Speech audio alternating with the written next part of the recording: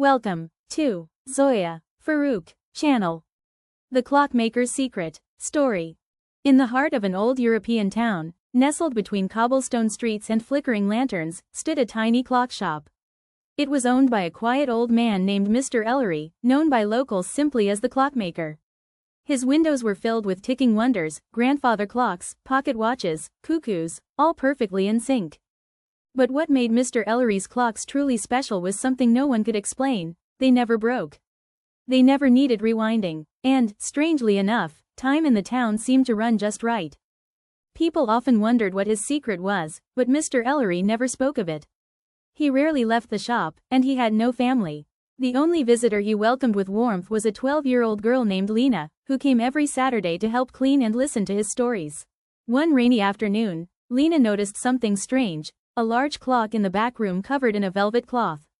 It wasn't there before. "What's that one?" she asked. Mr. Ellery looked at her for a long time, then said, "A special project." "Not ready yet." Lena nodded, but curiosity tugged at her all week. The next Saturday, when Mr. Ellery went out for tea, Lena tiptoed into the back room. She hesitated, then gently lifted the velvet cloth.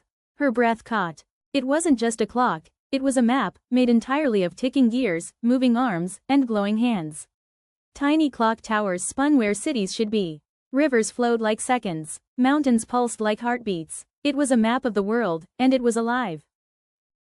Startled, Lena stepped back, and accidentally turned a golden knob. The room shimmered. In a blink, she found herself standing in a version of the town where everything was frozen. People mid-step, birds hanging in the air, even rain paused in motion. The sky had a strange silver glow. She heard a ticking sound behind her. Mr. Ellery stood there, holding a small silver timepiece. "You turned the dial," he said gently. "I suppose it was time you knew." Lena looked around. "What is this place?" "A moment between seconds," he replied. "You see, I'm not just a clockmaker. I'm a keeper of time." He pointed to the glowing map behind her. "Every tick keeps the world balanced. Too fast, and chaos. Too slow, and life halts. For centuries, our family guarded it." "Our family?" Lena asked. Mr. Ellery smiled softly. "Yes. You are next, Lena. The gift runs through your blood. That's why you've always heard clocks whisper when no one else does." Lena's heart pounded. "But I'm just a kid." "So was I when I began," he said. "Time doesn't care how old you are. It only cares that you listen." He handed her the silver timepiece. The hands inside were still waiting. "Will you learn?" he asked. Lena nodded slowly. Mr. Ellery smiled, proud. "Good, because my time is almost done." Weeks turned to months. Lena returned every day, learning to tune clocks not just with tools, but with attention. She learned how moments could stretch and shrink. She learned how memories tick inside people like hidden watches. One morning, she came to the shop and found it empty. No note, no goodbye, only his coat on the chair, and his timepiece ticking softly.